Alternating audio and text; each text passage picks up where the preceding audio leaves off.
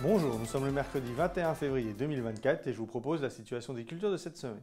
Avec les températures douces actuelles et surtout celles de la fin de semaine dernière, les colzas ont poursuivi leur développement et maintenant la tige est en train de s'allonger puisqu'on est globalement au stade C2 D1. Donc D1, les boutons floraux sont encore cachés mais la tige s'allonge. Donc là, il y a une grosse progression des stades sur la dernière semaine qui devrait se ralentir avec les températures et les conditions climatiques annoncées prochainement. Au niveau des ravageurs, le principal, c'est le charançon de la tige. Il y a eu les premières captures cette semaine. Donc on a obtenu entre 2 et 60 captures sur un piège, mais globalement on est à quelques captures. Donc pour l'instant le risque est faible. Surtout que la semaine prochaine, au vu des conditions annoncées, avec de la pluie, du vent et des températures fraîches, on aura très peu de vols. Donc pour le moment, il n'y a pas d'urgence.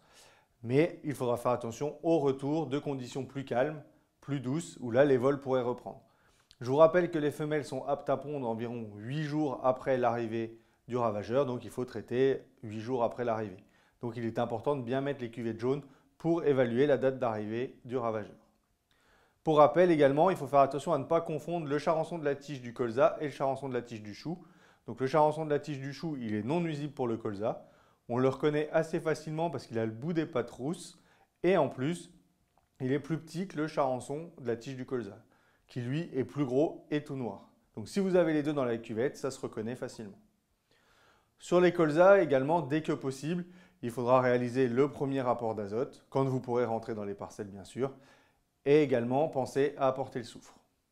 Au niveau des céréales, que ce soit les orges d'hiver ou les blés, ils sont en plein talage. Pour les orges d'hiver, comme pour le colza, dès que ce sera possible, il faudra rentrer dans les parcelles pour faire le premier rapport d'azote, même si pour le moment on n'observe pas de fin d'azote, mais on sait bien que l'orge d'hiver redémarre plus rapidement que le blé. Pensez également au soufre et au manganèse pour les orges d'hiver.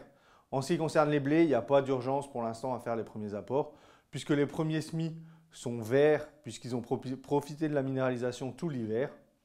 Et pour les derniers semis, ils sont à des stades encore tellement jeunes qu'ils ne seront pas capables d'absorber l'azote que vous allez leur apporter. Donc pour les blés, on a encore une dizaine de jours avant de réaliser ces premiers apports. Pensez également pour les blés à faire les apports de soufre, puisque avec toute la pluie qu'on a eue cet automne et cet hiver, le soufre est lessivé. Donc un apport de 40 unités de soufre sera favorable à la culture. Je vous souhaite une bonne semaine, à la semaine prochaine.